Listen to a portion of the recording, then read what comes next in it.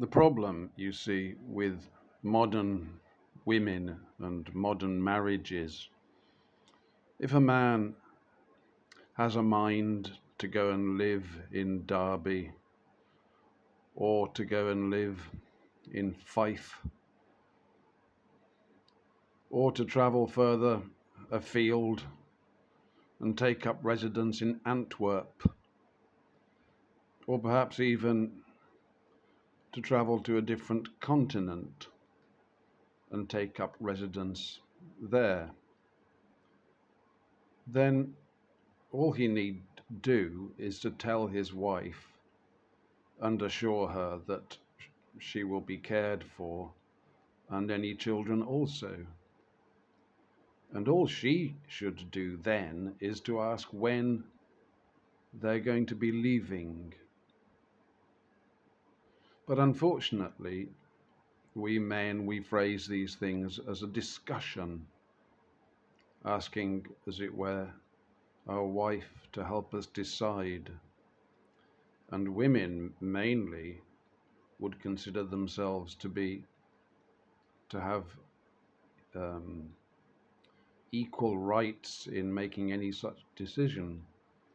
And so when two people have equal rights, of course, no decision can be made unless they are both aligned in the same manner. And so a man might try to persuade his wife, and that's not a very helpful thing. Women, I don't know whether I'm the only person that knows this, I'm sure I'm not. Women like to be told what to do. Now, a lot of women will rebel against that, but fundamentally, if if you can maintain that degree of control, a woman will like it somehow. It satisfies some need. But they become anxious when we go and ask them, because it's showing them that we're not leading. So the only question is, when do we leave? But if the only reply is, when do we leave?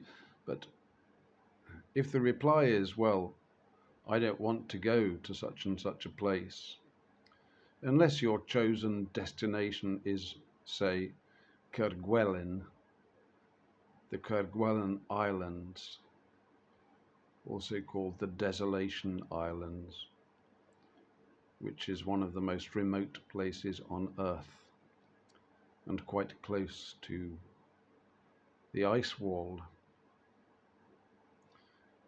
I think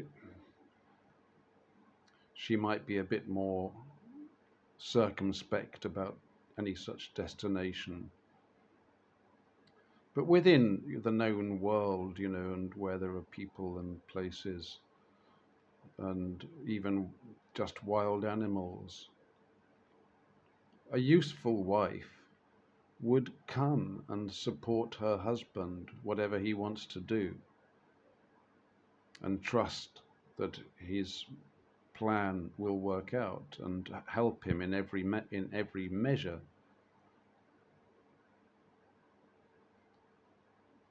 But if she says that she doesn't want to go, then that doesn't mean to say that the man doesn't go. That's a really bad outcome, because you're um, affirming your weakness and your dependence. You mustn't be shaken in your intent, and so you must be prepared when you make that statement to go alone.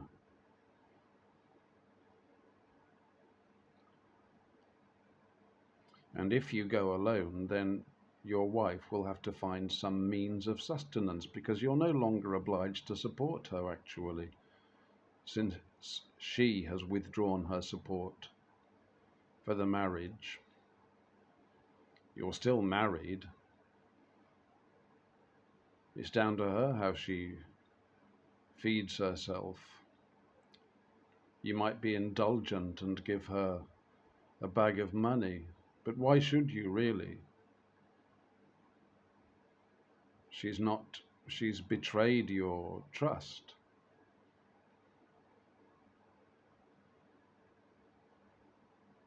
And wherever you go, you will find a maiden or a possible replacement, and your wife must know that and take it into consideration. And while you are gone, if she remains virtuous, then you can resume the marriage if you wish to at any time. But if she starts to mess around, then the marriage is ended. She's ended it herself by her own hand. That's how relations really must be restored between men and women. I know it sounds quite radical, but the fact of the matter is that women are our helpers. That's what they're here for. And they're here, of course, to produce children, because we want to raise up seed to the Lord. And those are they're two basic roles, really.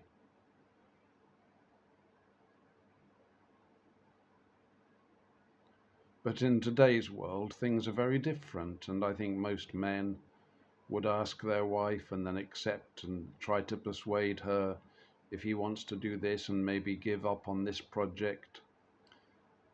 And she will use her feminine charm to convince him perhaps that this wasn't a good idea or he's not ready for that.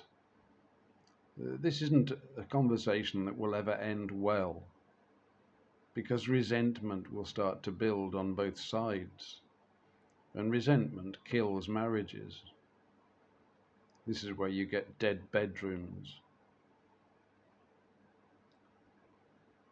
No.